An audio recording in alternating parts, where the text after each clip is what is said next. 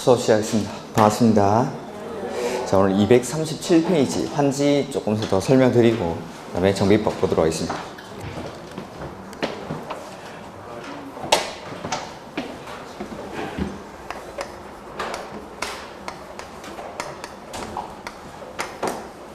도시개발법 중에 도시, 군, 계획사업. 도시군 계획사업에는 국계법에 나오는 시설사업, 그 다음에 재개발, 재건축 같은 정비사업, 그 다음에 지금 하고 있는 게 도시개발사업.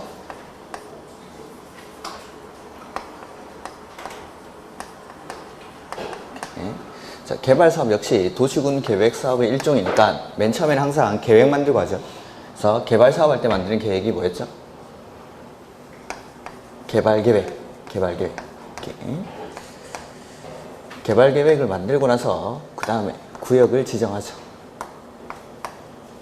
구역을 지정하고 나면 시행자, 사업을 누가 할지를 정하고, 그 다음에 시행자가 지정되고 나면 시행자가 실시계획을 작성을 하죠. 그 다음에 실시계획은 시행자가 만든 거니까 요거 인가받고 고시하고 나서 인가받은 대로 사업을 실시를 합니다.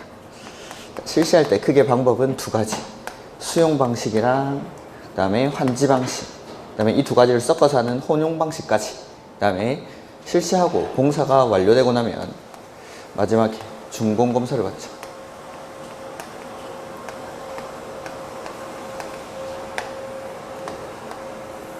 이 중에서 환지 방식. 자, 환지 방식은 환지되기 전에 이 토지가 있죠. 이 환지되기 전 토지는 효용도 많이 떨어져 있고, 그 다음에 공공시설도 부족한 이런 토지들을 환지 방식으로 사업을 해서 환지 후에는 이러한 모양의 토지를 이렇게 정리를 해주는 거죠. 내용 반듯하게. 그래서 효용이 떨어져 있고, 그 다음에 공공시설도 부족한 이런 토지들을 환지 방식으로 효용도 증진시키고, 그 다음에 부족하던 공공시설도 확충을 해주는 방식, 이게 환지 방식. 그 다음에 환지 방식으로 사업할 때 역시 계획을 맨 처음에 만들죠. 그게 환지 계획. 이 환지 계획에 따라 사업을 하게 됩니다. 오케이. 자, 환지 계획에 따라서 맨 마지막에 뭐 하는 게 뭐였죠? 환지 계획에 따라서 사업을 쭉 해서 마지막에 뭐 합니까? 환지 처분을 하죠. 환지 처분. 청소 맞죠? 환지 처분. 이렇게. 그래서 환지 처분하기 위해서 수립하는 계획이 환지 계획. 이렇게. 환지 계획에서 정한 대로 나중에 공사가 완료되면은 환지 처분을 하게 됩니다. 이렇게. 그다음에 환지 계획을 작성할 때의 기준이 있었죠. 기준이? 도수래. 그렇죠. 위치, 지목, 면적, 그 다음에 토질, 수리, 이용 상황, 환경, 이러한 기준들을 종합적으로 고려해서 합리적으로 환지 계획을 작성하고, 그 다음에 환지 계획의 내용에는 뭐가 들어가죠? 첫 번째, 설계는 환지니까 환지 설계자. 그 다음에 새 거가 필지별로 된 환지 명세. 그 다음에 헌거가 필지별. 또 뭐? 권리별. 헌거에는 요 소유권의 권리까지도 표시해야 되죠. 그래서 필지별, 권리별로 된 청산 대상 토지 명세. 그 다음에 네 번째는 채비지, 그리고 보류지 명세. 이제 비용이었고, 그 다음에 입체 환지를 계획한 경우에는 입체 환지에 관한 사항까지. 이게 환지 계획의 내용. 이렇게 환지 계획을 작성하려면 이 환지 계획을 인가를 받죠. 환지 계획은 따로 고시는 하지 않습니다. 개별적으로 통보를 해주는 거지. 자, 환지 계획 인가는 누가 하죠? 시장, 군수, 구청장이 환지 계획을 인가를 합니다. 이렇게 인가를 받고 나면 공사에 착수를 하죠. 해서 공사가 완료되고 나면은 공사 완료 공고라는 걸 합니다. 공사 완료 공고를 하고 준공검사를 받죠. 준공검사는 누가 해주죠? 지정권자가. 그 다음에 준공검사일로부터 며칠 안에? 60일 내에 환지 처분을 하게 됩니다.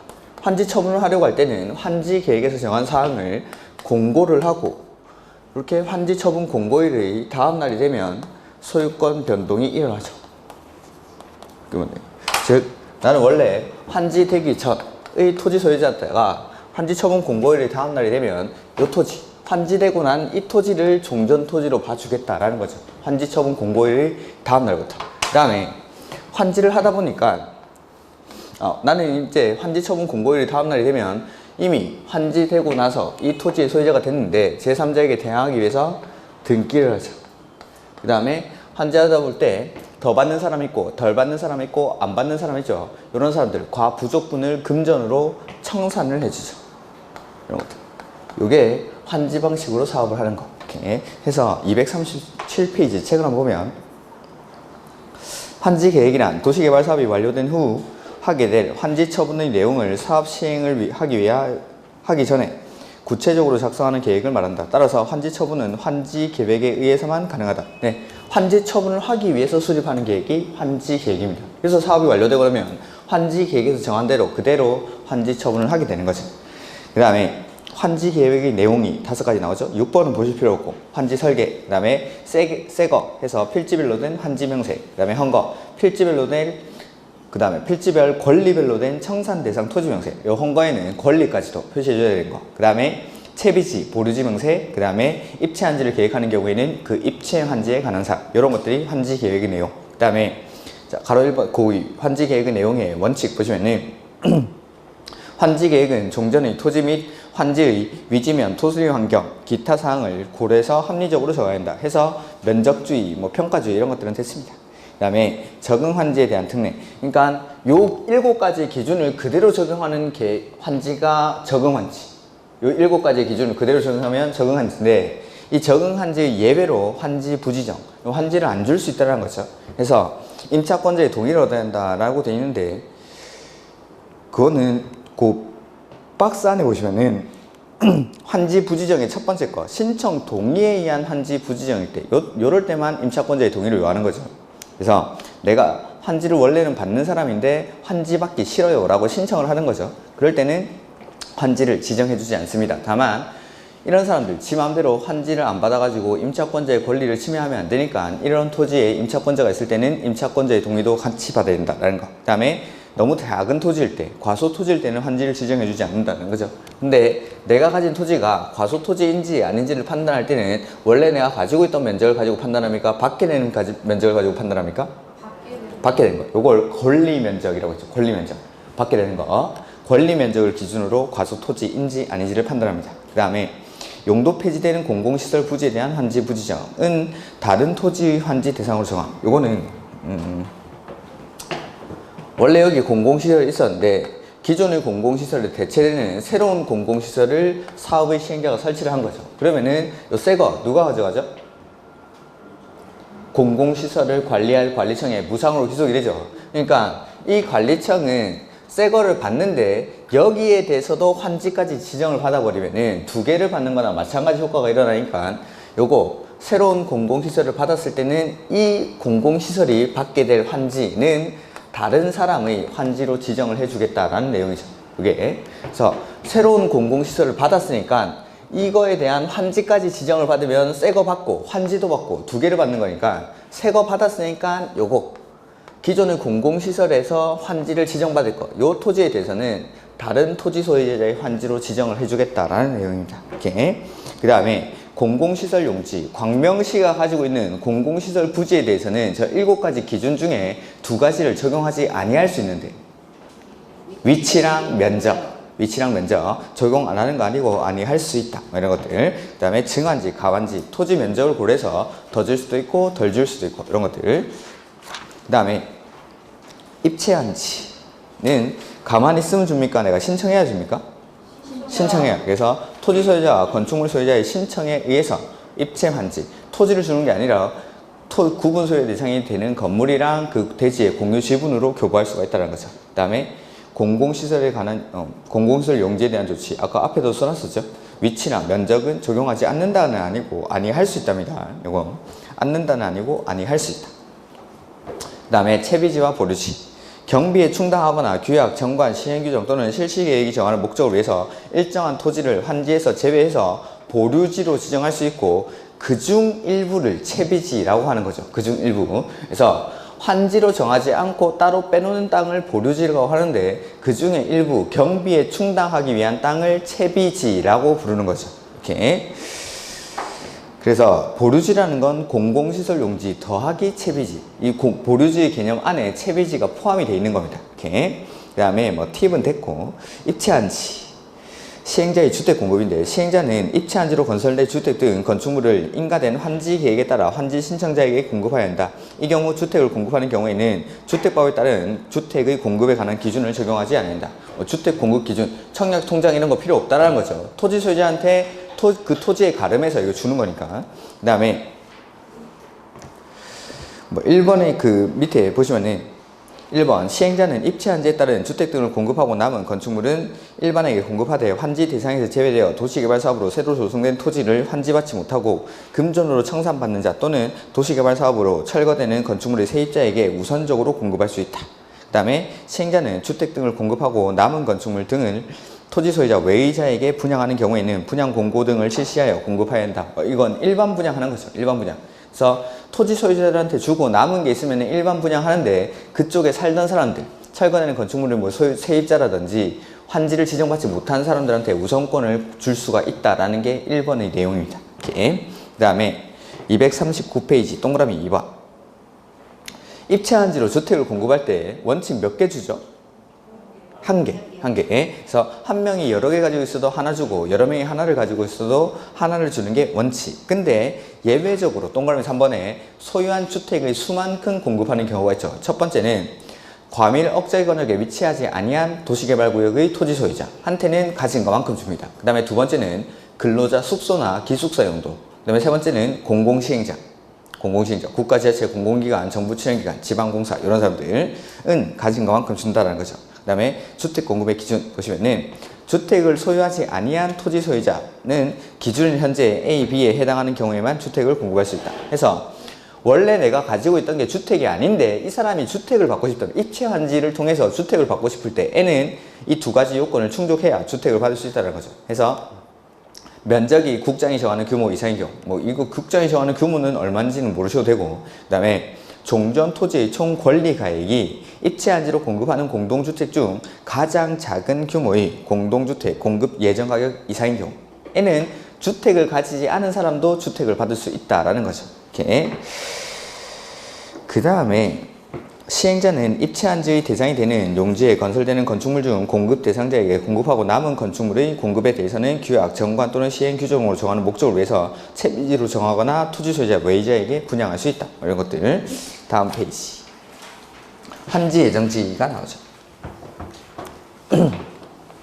자, 여기 종전 토지가 있습니다. 종전 토지는 1번지 500제곱미터를 갑이 소유를 하고 있고, 그 다음에 A라는 임차권자가 이 토지에 있죠. 근데 이 사람들이 원래는 1번지 토지를 사용하고 수익하고 처분할 수 있는데 환지 방식으로 사업을 하다 보니까 이 사람들의 사용 수익 권능이 제한을 받더라는 거죠. 그래서 이 제한받는 사용 수익 권능을 환지 예정지라는 걸 지정을 해서 이 환지 예정지로 옮겨주는 거예요. 이거 환지 예정지였죠. 그래서 환지 예정지 2번지 토지를 250제곱미터를 지정해 줍니다. 근데 이 환지 예정지에는 을이라는 소유자가 있고, 그 다음에 B라는 임차권자가 지금 이 환지 예정지를 사용하고 있고 수익하고 있고 처분할 수 있죠. 그래서 환지 예정지가 지정이 되면 종전 토지에서 사용 수익하던 것들, 종전 토지에 대한 사용 수익 권능은 정지가 되고 환지 예정지 지정의 효력 발생일로부터 종전 토지에 대한 사용 수익 권능이 그대로 환지 예정지로 옮겨간다라는 거죠. 이렇게 처분 권능은 그대로 남아있고, 여기에 제한받는 사용수익 권능을 환지를 받은 것과 같은 효력을 주기 위해서 이 환지 예정지를 지정해서 사용수익을 여기서 할 수 있게 합니다. 그래서 종전토지에 있는 사용수익이 정지되고 정지된 사용수익 권능이 환지 예정지로 그대로 넘어옵니다. 그 다음에 임차권도 같이 넘어와야 되죠. 같이. 그 다음에 원래 있던 을이나 삐, 이 사람들을 부르는 명칭이 환지 예정지의 종전 소유자 이렇게 부릅니다. 을이나 B를 환지 예정지의 종전 소유자. 이런 사람들은 갑이나 A가 2번지 토지를 사용 수익하는 걸 방해할 수 있습니까? 참아야 됩니다. 수인 의무가 발생하죠. 이렇게. 근데 채비지 목적으로 환지 예정지가 지정된 경우에는 사용 수익뿐만 아니라 뭐까지 가능하죠? 처분까지. 채비지는 이거 팔아가지고 경비에 충당을 해야 되니까 원래 환지 예정지가 지정이 되면 사용 수익 권능만 넘어오게 되는데 채비지 목적으로 환지 예정지가 지정이 되면은 처분까지도 할 수 있다라는 거. 그 다음에 A라는 임차권자가 종전토지 500제곱미터를 사용하고 있다가 환지 예정지를 지정받고 보니까 면적이 250밖에 안 되죠. 그러면 A라는 임차권자는 뭐라고 하죠? 와 좁다 해서 첫 번째 발생하는 효과가 임대료 증감 청구권. 임대료를 올려달라 깎아달라 해야겠죠? 이 500 쓰다가 250을 쓰게 되니까 임대료를 깎아달라 할 수 있어야 됩니다. 근데 나는 500제곱미터가 꼭 필요한 사람입니다. 계약의 목적을 달성하기 위해서는 250제곱미터만 가지고는 계약의 목적을 달성할 수 없는 사람들은 뭘 할 수 있죠? 계약을 해지할 수 있습니다. 계약을 해지. 그러니까 계속 사용 수익을 할 사람들은 임대료 증감 청구권을 행사를 하는데 요거 계약의 목적을 달성할 수 없을 때는 계약을 해지하고 중간에 계약을 해지하다 보니까 손실이 발생했죠. 그 손실 보상은 누구한테 청구하죠? 시행자한테. 원래는 누가 줘야 되는데? 소유자가 해서 시행자는 소유자나 이익을 얻은 사람한테 뭘 행사합니까? 구상권, 배상 청구권 이런 거 없고 구상권을 행사할 수 있죠. 구상권. 그 다음에 이런 임대료 증감 청구권이나 계약 해지권은 환지 예정지 지정의 효력 발생일로부터 얼마 안에 행사합니까? 60일 안에 행사해야 됩니다. 60일 안에. 이런 것들이 환지 예정지. 그래서 보면은 환지 예정지의 의 이런 것들은 됐습니다. 뭐 성격 같은 것들도 됐고, 그 다음에 지정의 절차 보시면은 시행자의 환지 예정지 지정해서 통지 및 공람 돼 있는데 환지 예정지 지정 전에 토지 소유자 및 임차권자 등에게 통지하고 미리 관계 서류의 사본을 일반에게 공람. 그 다음에 지정 통지 이런 것들은 그냥 참고로 보십시오. 그 다음에 지정의 효과 보죠. 소유자 및 용익권자는 환지 예정지 지정의 효력 발생일부터 환지 처분의 공고가 있는 날까지 환지 예정지에 대해서 종전과 동일한 권리 행사가 가능하다. 종전 토지는 사용 수익이 금지된다. 그래서 환지 예정지 지정의 효력 발생일로부터 요 날까지 환지 처분 공고일까지. 그 다음에 환지 처분 공고일이 다음 날이 되면 나는 환지를 쓰면 되죠. 해서 환지 예정지 지정의 효력 발생일부터 환지 처분 공고일까지 종전 토지에 대한 사용 수익 권능은 정지되고 이 정지된 사용 수익 권능이 그대로 환지 예정지로 넘어간다라는 이야기죠. 이렇게. 그 다음에 종전 박스 안에 보시면은 종전 토지의 소유권은 그대로이고 사용 수익권만이 변경을 하면 소유권은 그대로라고 하기에는 이렇게 표현하면 안 됩니다. 소유권의 내용 안에 사용 권능, 수익 권능, 처분 권능이라는 게 있는 겁니다. 그러니까 소유권의 내용 안에 있는 소유권, 권리 내용이 사용 권능, 수익 권능, 처분 권능이라는 거니까 소유권이 그대로 있는 게 아니라 처분 권능은 그대로 여기 남아있고 사용 수익 권능만 저쪽으로 이전하는 겁니다. 이렇게 소유권이 그대로 남아있다라는 말은 틀린 말입니다. 이거는. 그 다음에 동그라미 2번. 해당 토지에 사용 수익이 장애물이 있는 경우에는 사용 수익을 개시 1만을 별도로 지정이 가능하다. 이렇게. 그 다음에 종전 토지 소유자나 용익권자 등은 종전 토지의 사용 수익이 금지되며 그 토지를 환지 예정지로 지정받은 자의 사용 수익을 방해할 수 없다.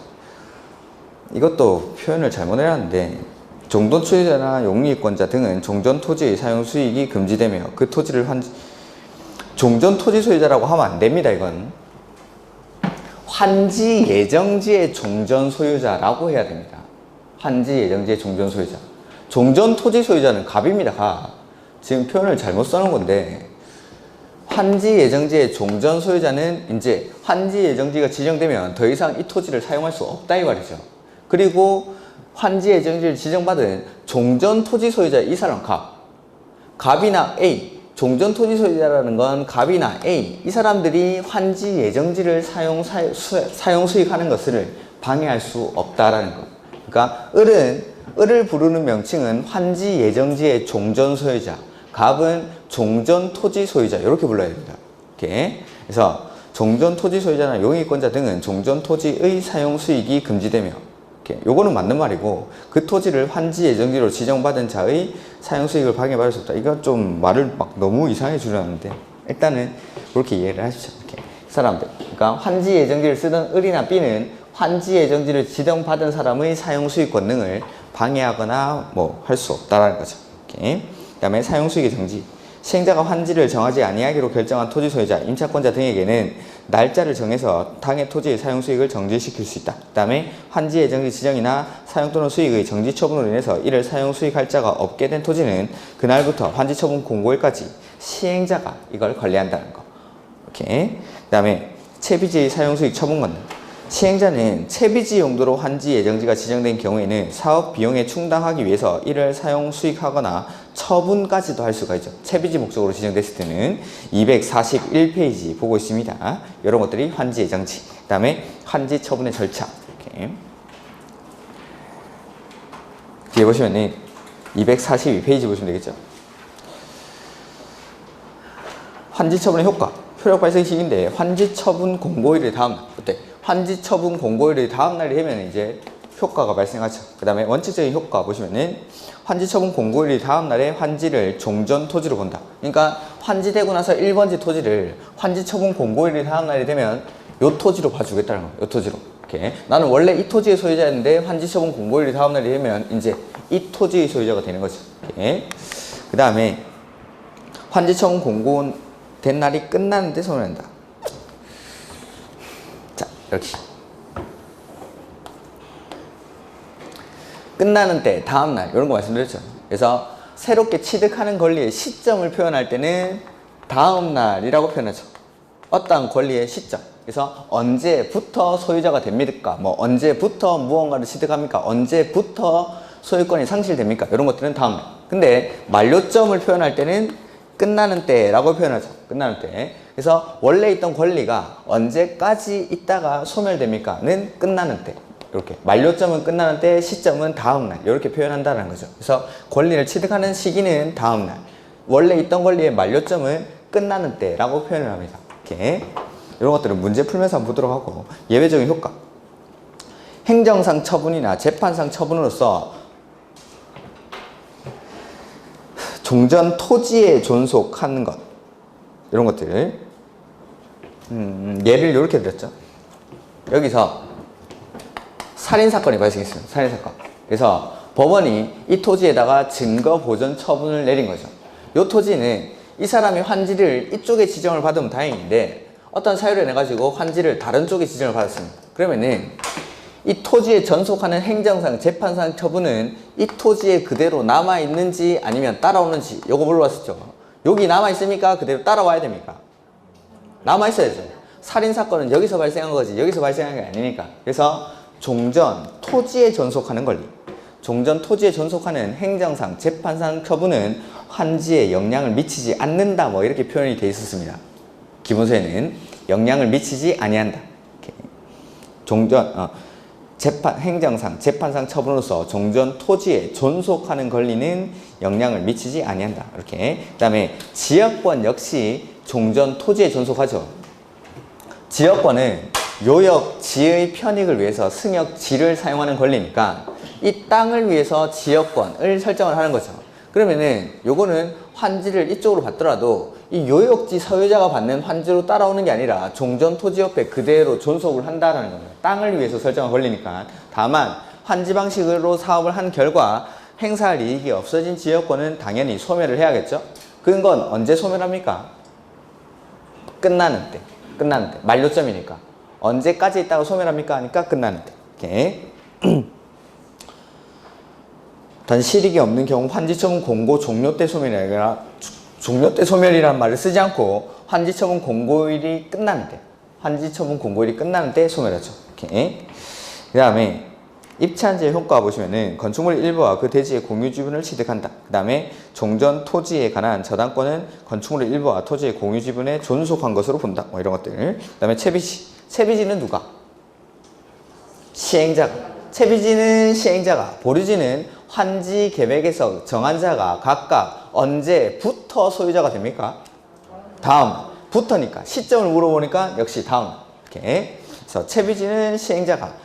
보류지는 환지 계획에서 정한 자가 각각 환지 처분 공고일의 다음 날에 소유권을 취득한다. 그 다음에 환지 예정지가 지정된 후 미리 처분한 채비지. 미리 처분이 됐죠. 요거는 법률 행위에 의한 물권 변동이니까 언제?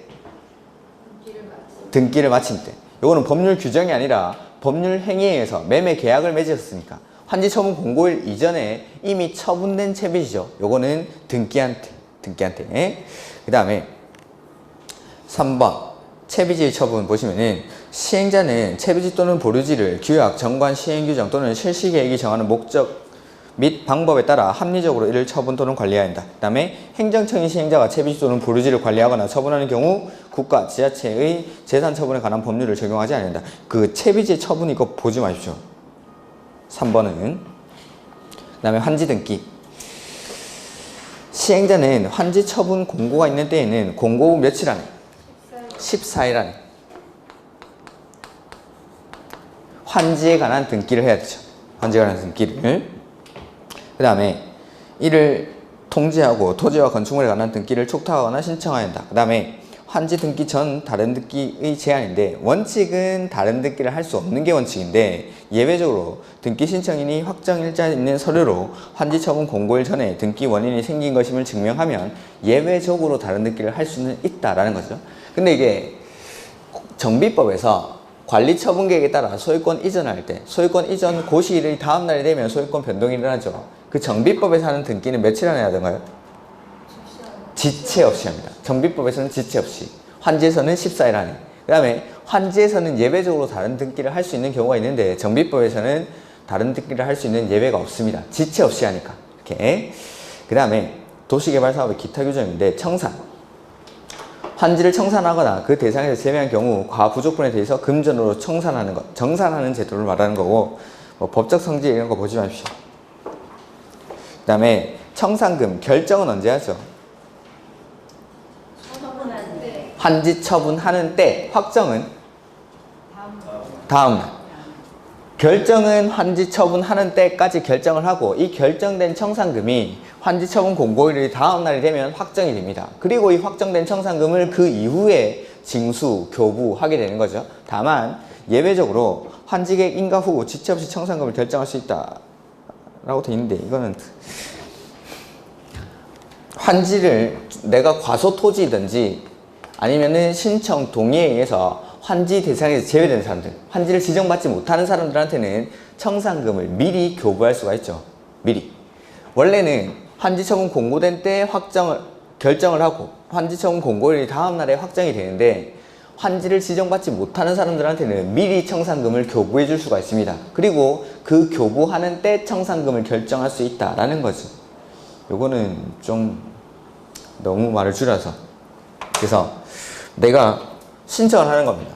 원래 나는 환지를 받아야 되는 사람인데 신청을 하는 거죠. 이런 사람들은 환지를 지정받지 못하죠. 이런 사람들한테는 미리 청산금을 교부해 줄 수가 있습니다. 그리고 그 교부하는 때 청산금을 결정할 수 있다라는 예외가 있었죠. 예외가. 그 다음에 강제징수 보시면은 안 내면 뭐 강제징수 한다는 거고, 그 다음에 여기 빠져있는데 분할징수, 분할교부할 수도 있습니다. 청산금은 분할징수, 분할교부할 수 있고, 안 내면 강제징수하고, 안 받으면 공탁합니다. 공탁. 법원에 공탁. 그 다음에 소멸시효 나오면 5년. 그 다음에 용의권자 권리조정이 아까 말씀드린 거죠. 요거 환지 예정지 지정받은 A라는 임차권자가 넘어가서 하는 말이 와 좁다. 와 좁다. 이 효과가 동일하게 여기 환지 처분 공고일 다음 날에도 발생한다라는 거죠. 그래서 원래 이 토지를 쓰던 A라는 임차권자가 환지를 지정받고 보니까 이게 면적이 250제곱미터밖에 안 되는 겁니다. 그러면 여기 있던 환지되기 전 토지에 있던 임차권자도 환지 처분 공고일이 다음 날에 환지로 넘어와서 하는 말이 와 좁다. 똑같은 효과가 두 군데서 발생하죠. 그래서 첫 번째 임대료 등의 증감 청구권이 발생하고, 그 다음에 계약의 목적을 달성할 수 없는 사람들은 계약을 해지할 수 있죠. 그 다음에 손실보상 청구는 누구한테 합니까? 시행자한테. 그래서 이 시행자는 소유자한테 뭘 행사하죠? 구상권을 행사할 수 있다. 그 다음에 임대료 증감 청구권이나 계약 해지권은 언제까지? 환지처분 공고일 후 60일 내에 행사를 해야 됩니다. 이렇게 요게 환지 예정지에서는 환지 예정지 지정의 효력 발생일로부터 60일 안에 여기에 그 다음에 감가 부상금이라는 거. 자, 환지되기 전 총 토지 가액이 50억이었는데 환지를 하고 나니까 이게 40억 이렇게 줄은 거죠. 이럴 때 감가된 만큼을 보상해 주는 게 감가 보상금이라고 했습니다. 시행자가 누구일 때라고 했죠? 맨 앞에 행정청의 시행자, 이게 핵심입니다. 행정청의 시행자. 행정청의 시행자가 사업을 하면서 환지 계획구역 전체 토지 가액이 오히려 줄어든 겁니다. 이럴 때 이 감가된 만큼을 보상해 주는 게 감가 보상금. 그래서 사업 시행 후 토지 총액이 시행 전의 토지 총액보다 감소한 경우 그 차액을 토지 소유자 또는 용익권자에게 보상하는 제도를 말한다. 그래서 요건의 1번 행정청이 사업 시행자일 때, 이때가 요건입니다. 행정청이 시행자일 때.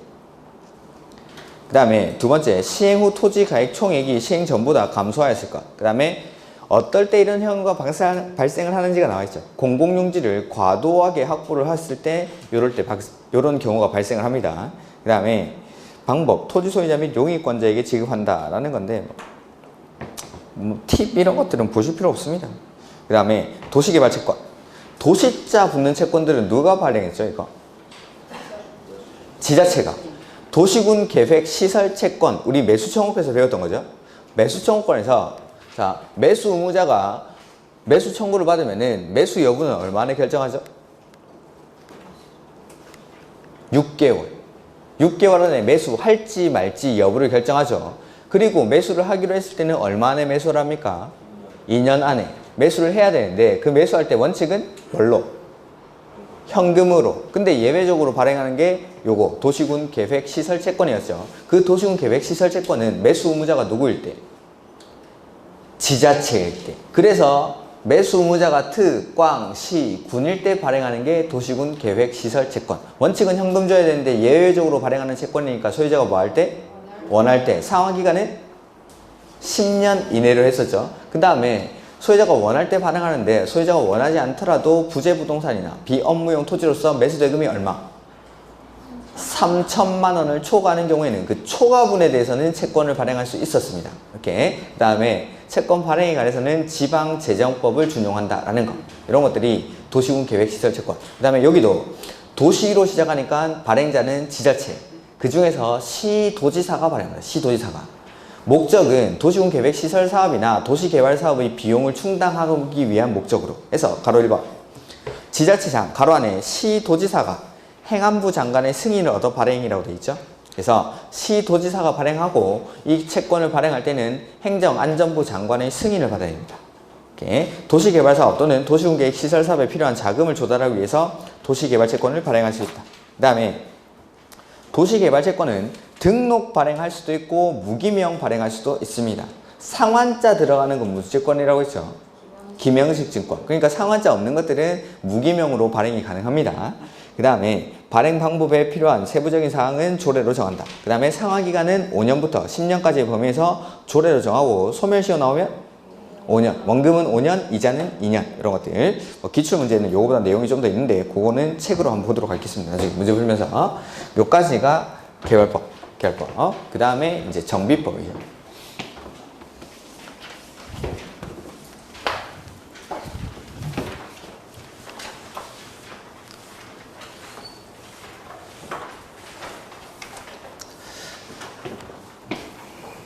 정비법은 여기 도시 및 주거환경 정비법.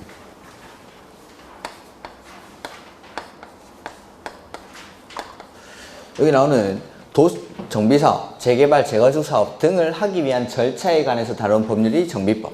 해서 정비사업 역시 도시군 계획 사업의 일종이니까 맨 처음에 뭐 해야 되죠?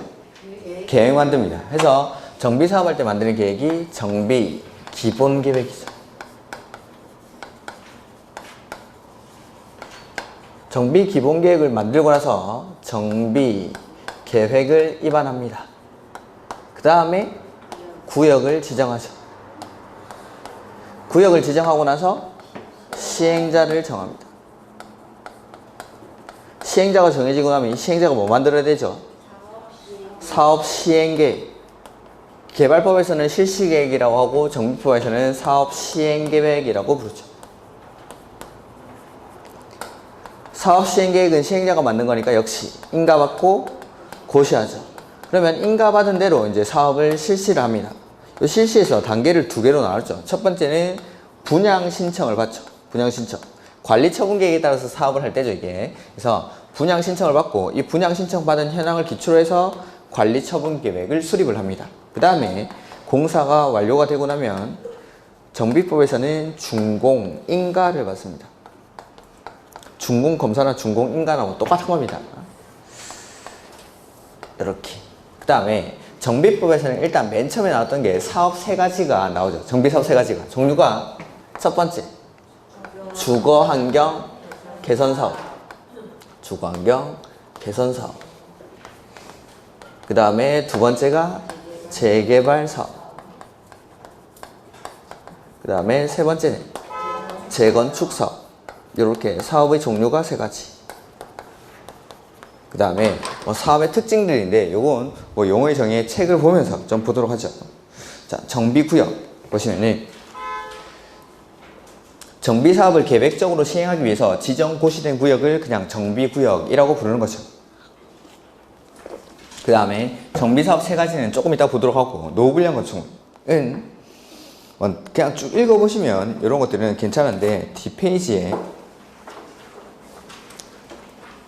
248페이지 거기 동그라미 4번 위에 C 있죠. C 그거 한번 보면은 해당 건축물을 준공기를 기준으로 몇 년까지? 40년까지 사용하기 위해서 보수 보강에 드는 비용이 철거 후 새로운 건축물을 건설하는 데 드는 비용보다 클 것으로 예상되는 건축물. 요거는 40년. 근데 그 밑에 도시 미관을 제외하거나 노후화된 건축물로서 대통령령으로 정하는 바에 따라 시도 조례로 정하는 건축물을 해서 기획, 준공된 후 얼마? 20년 이상, 30년 이상 이하의 범위에서 시도 조례로 정하는 기간이 지난 건축물. 이런 것들은 노후불량 건축물에 해당하는 거. 그래서 나머지 노후불량 건축물들은 읽어보시면 당연히 노후불량 건축물이지 하는 것들인데 요거 숫자는 좀 유의해서 보십시오. 그 다음에 정비 기반시설, 공동이용시설 이런 것들을 구분하는 문제가 나오는데 정비 기반시설은 필수적 시설이라고 되어 있는데 우리가 흔히 알고 있는 국계법에서 배웠던 기반시설입니다. 기반시설인데 정비사업이랑 관련된 기반시설을 정비기반시설이라 부르는 거고, 공동이용시설은 마을 주민들이 공동으로 이용하는 시설, 이런 것들. 그래서 정비기반시설에는 도로, 상하수도, 공원, 공용주차장, 공동구, 그 밖에 주민생활에 필요한 열, 가스 등의 공급시설로서 대통령령으로 정하는 시설을 말한다라고 되어 있죠. 그래서 가로 안에 대통령령으로 정하는 시설들이 써져 있고, 그 다음에 공동이용시설에는 주민이 공동으로 사용하는 놀이터, 마을회관, 공동작업장, 그 밖에 다음의 대통령령이 정하는 시설 해서 공동으로 사용하는 구판장, 세탁장, 화장실, 수도, 타가소, 어린이집, 경로당, 노유자시설. 근데 이거 29회 때였나? 유치원은 아니다 라고 한번 나온 적이 있죠. 타가소나 어린이집은 공동이용시설에 해당하는데 유치원은 공동이용시설이 아닙니다. 이렇게. 그 다음에 대지는 정비사업으로 조성된 토지는 싹 다 대지라고 했죠. 그래서 기본세는 제가 그 옆에다가 지목을 불문한다 라고 써놓습니다. 지목 불문. 지목을 불문하고 지목을 따지지 않고 정비사업으로 조성된 토지는 싹 다 대지. 정비법에서는. 그 다음에 주택단지, 요거는 그냥 아파트 단지 말하는 겁니다. 그 다음에 토지 등 소유자도 좀 이따가 보도록 하고, 249페이지 옆에 토지주택공사 등이 나오죠. 요거는 제가 이제 주공이라고 하는 건데, 한국토지주택공사랑 지방공기업법에 따라 설립된 지방공사를 묶어서 토지주택공사 등, 주공 등이라고 두 가지. 한국토지주택공사랑 지방공사 두 가지를 묶어서 주공 등. 그 다음에 정관 등, 요거는 자치법규죠. 자치법규. 토지 등 소유자가 만들면 규약. 조합이 만들면 정관. 공공이 만들면 시행규정. 이렇게 누가 만드느냐에 따라서 이 자치법규를 부르는 명칭이 다르죠. 해서 조합이 만들면 정관, 토지 등 소유자가 만들면 규약, 공공이 만들면 시행규정. 이걸 묶어서 정비법에서는 정관 등이라고 합니다. 정관 등. 이렇게 이런 것들이 간단한 용어의 정의고, 그 다음에 다시 앞에 페이지로 넘어오셔가지고 247페이지. 정비법을 할 때는 저는 항상 이 사업 세 가지를 비교를 하고 수업을 진행합니다. 해서 첫 번째 나오는 게 사업의 특징입니다. 각각의 사업의 특징. 주거환경 개선 사업은 첫 번째, 도시 저소득 주민이 집단 거주하는 지역으로서 정비 기반시설은 어떻죠? 극히 열악하고 노후불량 건축물은 과도하게 밀집한 지역에서 주거환경을 개선하거나 단독이나 다세대가 밀집한 지역에서 정비 기반시설과 주민 공동 이용시설을 확충을 통해서 주택은 철거하고 새로 짓는 게 아니라 보전, 정비, 개량하는 방식으로 시행하는 것. 요게 주거환경 개선 사업이었죠. 이렇게. 그 다음에 재개발 사업은 정비 기반시설은 어떻죠? 열악. 극히 열악은 아니고 그냥 열악. 노후불량 건축물은 밀집한 지역에서 주거환경을 개선하거나, 두 번째는 상업지역이나 공업지역에서 도시기능 회복 및 상권 활성화 등을 위해서 도시 환경을 개선하기 위한 사업. 요게 재개발 사업 두 번째. 그 다음에 재건축 사업은 정비 기반시설은 어떻죠? 양호합니다. 기반시설은 양호한데 노후불량 건축물에 해당하는 공동주택이 밀집한 지역에서 하는 게 재건축 사업. 이렇게 사업의 특징들. 그 다음에 두 번째가 248페이지 맨 밑에 토지 등 소유자의 개념이죠. 248페이지 맨 밑에 토지 등 소유자의 개념. 노트는 막 이렇게 넘길 필요가 없는데 정비법 맨 앞에 보면은 제가 사업 세 가지를 비교를 해놨는데 그걸 막 계속 넘기시네. 그래서 토지 등 소유자의 개념. 이는 첫 번째, 주거환경 개선 사업이랑 재개발 사업은 토지 등 소유자의 개념이 똑같죠. 그래서 토지 소유자 또는 건축물 소유자 또는 지상권자, 이런 사람들. 그러니까 토지만 가지고 있어도 되고 건물만 가지고 있어도 되고, 그 다음에 지상권자까지도 토지 등 소유자에 해당하죠. 근데 재건축 사업에서는 건축물 및 그 부속 토지 소유자. 그러니까 토지만 가지고 있으면 안 되죠. 건물만 가지고 있으면 안 되고, 지상권자는 안 되죠. 토지랑 그 부속 건축물이랑 그 부속 토지까지 함께 가지고 있어야 토지 등 소유자에 해당합니다. 지상권자는 당연히 안 되고. 그 다음에 이런 것들이 이제 사업의 특징이랑 토지 등 소유자의 개념. 그 다음에 어디를 봐야 되냐면 사업 시행자랑 시행 방식을 봐야 되는데, 시행자가 먼저 나와 있는, 자, 261페이지 먼저 보시죠. 요약서 261페이지. 사업의 시행 방식이죠. 사업의 시행 방식. 자, 주거환경 개선 사업에서는 사업 시행 방식이 총 4가지죠. 첫 번째는 셀프 방식. 스스로 주택을 보전, 정비, 개량하는 방식. 이걸 저는 이제 셀프 방식이라고 하는 거죠. 그 다음에 두 번째는 수용 후 공급하는 방식. 그 다음에 세 번째는 환지 방식. 그 다음에 네 번째는 인가받은 관리 처분 계획에 따라서 사업을 시행할 수 있죠. 그 다음에 이 개선 사업은 이 4가지 방식을 혼용해서도 할 수가 있습니다. 혼용해서도. 그 다음에 재개발 사업은 첫 번째 환지 방식, 그 다음에 두 번째는 인가받은 관리 처분 계획에 따라서 사업을 시행하죠. 그 다음에 재건축 사업은 관리 처분 계획에 따라서만 사업을 시행합니다. 그 다음에 요 관리 처분 계획이라는 애들이 다 들어가 있는데, 자, 주거환경 개선 사업에서는 관리 처분 계획에 따라 뭐에 대한 소유권을 이전하죠?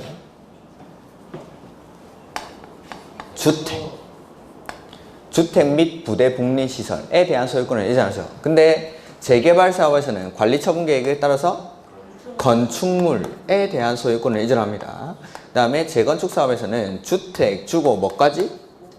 오피스텔까지 공급할 수 있죠. 이 오피스텔은 용도 지역은 어디에서? 준주거지역, 여기 안 나옵니까 책이? 준주거지역이나 상업지역. 준주거지역이나 상업지역. 면적은 30% 이내에서만 공급할 수 있다라고 되어 있었죠. 해서 261페이지 보시면은 주거환경 개선 사업. 주거환경 개선 사업은 다음에 해당하는 방법 또는 이를 혼용하는 방법도 됩니다. 혼용하는 방법도. 해서 1번에 스스로 개량 방식이죠. 이게 셀프 방식. 해서 정비구역에서 정비 기반시설 및 공동 이용시설을 새로 설치하거나 확대하고 토지 등 소유자가 스스로 주택을 보전, 정비, 개량하는 방법. 그 다음에 두 번째, 주거환경 개선 사업의 사업 시행자가 정비구역의 전부 또는 일부를 수용하여 주택을 건설한 후 토지 등 소유자에게 우선 공급하거나 대지를 토지 등 소유자 또는 토지 등 소유자 외의자에게 공급하는 방법. 이게 수용 후 공급하는 방식. 그 다음에 세 번째는 환지 방식이죠. 환지 방식. 그 다음에 네 번째는 사업 시행자가 정비구역에서 인가받은 관리처분 계획에 따라 뭐에 대한 소유권을 이전하죠? 주택 및 부대 복리시설인데 그냥 주택을 건설해서 공급하는 방법. 요게 관리처분 계획에 따라서 주택을 이전해 주는 거죠. 그 다음에 재개발사업은 인가받은 관리처분 계획에 따라 뭘 주죠? 건축물을 건설해서 공급하거나 환지로 공급하는 방법. 요 두 가지 방법. 그 다음에 재건축사업은 인가받은 관리처분 계획에 따라 주택 주고 뭐까지? 오피스텔을 건설하셔서 공급하는 방법으로 한다. 다만 주택단지에 있지 아니한 건축물의 경우 지역여건 주변 환경으로 보아 사업 시행상 불가피한 경우로서 정비구역으로 보는 사업으로 한정한다. 그러니까 재건축 사업은 주택단지, 아파트 단지가 아닌 경우라도 진입도로 등을 설치하기 위해서 이 정비구역에 포함되는 경우가 있긴 있습니다. 이렇게. 그 다음에 단 오피스텔을 건설 공급하는 경우에는 용도지역은 어디에서? 준주거지역이나 상업지역에서. 면적은 30% 이하, 30% 이하에서. 이렇게. 요게 사업의 시행 방식. 그 다음에 앞에 페이지 넘어가시면은 259페이지. 사업의 시행자가 나오죠. 시행자가. 자, 주거환경 개선 사업에서는 셀프 방식으로 시할 때 시행자가 있고, 수용, 환지, 관리 처분 계획일 때 시행자 이렇게 있고, 그 다음에 재개발 사업에서는 시행자가 2명이 나오고, 재개발 사업에서는 2명, 그 다음에 재건축 사업에서는 1명만. 자, 주거환경 개선 사업은 공공이 주도를 합니까? 민간이 주도를 합니까? 공공이 해서 원칙적인 사업 시행자가 시장, 군수 등, 시장, 군수 등. 그 다음에 재개발이나 재건축은 원칙 누가 했죠? 조합이. 민간이 주도를 하는 사업은 조합이 원칙적인 사업의 시행자가 되죠. 근데 재개발 사업의 경우에는 토지 등 소유자가 20인 미만일 때는 누가 할 수 있죠?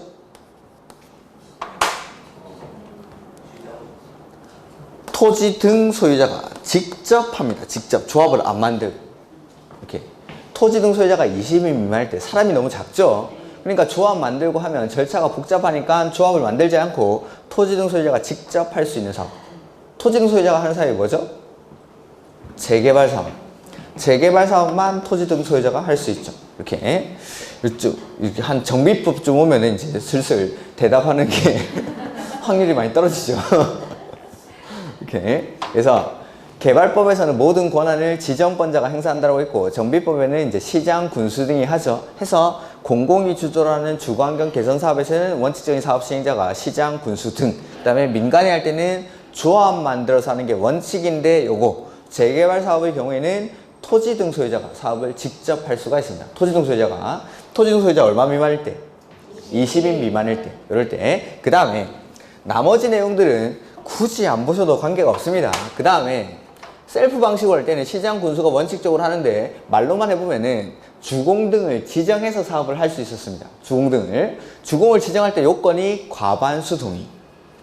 그래서 거기 259페이지 동그라미 1번 보시면은 주거환경 개선 사업은 지정권자의 동의 요건부터 먼저 나오는데, 자, 주거환경 개선 사업은 원칙 시장, 군수가 하거나 뭐 여기 수용, 환지, 관리 처분 계획일 때는 주공이나 공공이 50%를 초과 출자한 법인 등을 지정해서 사업을 할 수 있죠. 근데 주거환경 개선 사업에서 시행자를 지정할 경우에는 동의를 받아야 됩니다. 동의를. 주거환경 개선 사업에서 시행자 지정 시 동의 요건이 토지 등 소유자 3분의 2 이상이랑 또 누구? 세입자. 과반수의 동의를 받아야 되죠. 토지 등 소유자 3분의 2랑 세입자 과반수. 근데 요거 세입자 과반수 동의를 생략하는 경우가 있었죠? 세입자가 많을 때 작을 때 해서 세입자가 토지 등 소유자의 2분의 1 이하인 경우. 그 다음에 이 사람들 갈 데 없어서 싸우는 거니까 갈 데 있으면 싸울 필요 없죠. 주변에 임대주택이 충분할 때. 그 다음에 세 번째는 셀프. 그 다음에 환지. 그 다음에 관리처분 계획 방식으로 사업을 할 때. N은 세입자의 동의를 생략할 수가 있습니다. 그 다음에 천재지변으로 인해서 사업을 하는 경우에는 세입자의 동의뿐만 아니라 토지 등 소유자의 동의도 생략하고 사업을 할 수가 있다라고 했습니다. 이렇게 해서 보면 동그라미 1번 주거환경 개선 사업은 공남 공구일 현재 해당 정비 예정구역 또는 의 토지 또는 건축물 소유자 또는 지상권자의 3분의 2 이상의 동의. 다음 페이지. 와 세입자 세대수 얼마? 저랑 같은 페이지를 보고 있는 거 맞죠? 260페이지 맨 위에 과반수, 세입자 과반수. 토지는 요거 주거환경 개선 사업에서 시행자를 지정하려고 할 때는 토지 등 소유자 3분의 1랑 세입자 과반수의 동의를 받아야 됩니다. 근데 이 세입자의 동의를 생략하는 경우가 있죠? 그게 저 밑에 팁에 나오고 있죠. 팁에. 중간쯤에 팁에. 해서 첫 번째는 세입자 세대수가 토지 등 소유자의 2분의 1 이하인 경우. 그 다음에 주변에 두 번째 임대주택이 충분할 때. 그 다음에 세 번째는 셀프. 그 다음에 환지 관리처분 계획 방식일 때. 이럴 때는 세입자의 동의를 생략할 수 있다라는 거죠. 해서 거기 다시 위로 올라가 가지고 박스 안에 기억해 보시면은 시장군수 등이 직접 시행하거나 다음의 어느 하나에 해당하는 자를 사업 시행자로 지정하는 경우. 그래서 주공이나 여기 주공이나 공공이 50%를 초과 출자한 법인을 지정해서 사업을 할 수 있다는 거죠. 그 다음에 이런 사람들을 지정할 때 건설사업자나 등록사업자를 공동시행자로 지정할 수가 있다라고 했습니다. 이렇게. 근데 지금 요거는 셀프 방식을 안 써놨는데 셀프 방식은 시장 군수가 하는 게 원칙인데 주공 등을 지정해서 사업을 할 수가 있습니다. 주공 등을. 그래서 주공을 지정할 때는 동의요건은 과반동의였습니다. 이때. 그래서 요거는 지금 나오는 거는 요거 수용 환지 관리 처분 계획에서 시행자를 지정할 때 그걸 써놨죠. 이렇게. 그 다음에 뭐 세입자 동의를 생략하는 경우는 했고 동그라미 2번에 저 밑에 동그라미 2번에 천재지변이 발생했을 때는 시장 군수 등의 천재지변이 발생해서 사업할 때는 세입자의 동의뿐만 아니라 토지 등 소유자의 동의도 생략하고 사업을 할 수 있다라는 거 거기 나오고 있죠. 이렇게. 그래서 두 번째 줄 끝에 보시면은 토지 등 소유자 및 세입자의 동의 없이 자신이 직접 시행하거나 주공 등을 사업 시행자로 지정해서 사업을 시행하게 할 수 있다. 이렇게. 그 다음에 재개발 사업의 시행자 나오는데 원칙은 조합이. 근데 환지 방식으로도 할 수가 있죠. 이렇게. 그 다음에 3번에 보시면은 3번에 환지 방식은 사업의 시행 방식이고 조합이 하는 게 원칙인데 조합원 자 여기 재개발이나 재건축에서 조합이나 토지 등 소유자가 사업을 하는 게 원칙인데 이 사람들이 공동시행자 정할 때 동의요건이 다 얼마였죠? 과반수 동의. 조합이나 토지 등 소유자가 공동으로 하는 사람을 정합니다. 그때는 동의요건이 싹 다 과반수 동의. 조합이나 토지 등 소유자가 공동시행자를 지정할 때 동의요건은 다 과반동의. 요거까지만. 누구랑 같이 하는지는 모르셔도 좋습니다. 그래서 거기 보면은 재개발 사업에서는 조합원 과반수 동의를 받아서 시장군수, 주공 등 건설업자, 등록사업자, 신탁업자, 한국감정원이랑 사업을 같이 한다라고 써놨는데 누구랑 같이 하는지는 됐고 조합이 원칙적으로 사업을 하는데 조합원 공동시행자 정할 때는 과반동의. 그 다음에 동그라미 3번 재개발 사업은 토지 등 소유자가 얼마 미만일 때? 20인 미만일 때는 조합 안 만들고 토지 등 소유자가 사업을 직접 할 수 있죠. 그 다음에 토지 등 소유자의 얼마의 동의? 과반수 동의 받아서 위에 계신 분들 그분들이랑 공동시행자를 정할 수가 있습니다. 그 다음에 재건축 사업은 원칙은 조합이 하는데 조합원 역시 얼마의 동의? 과반수 동의 받아서 공동시행자를 정할 수 있다라는 게 나오죠. 이렇게. 그 다음에 시행 방식이고 262페이지 뭐 공공시행자 이런 것들이 나오는데 그거는 조금 쉬었다가 보도록 하죠. 이렇게.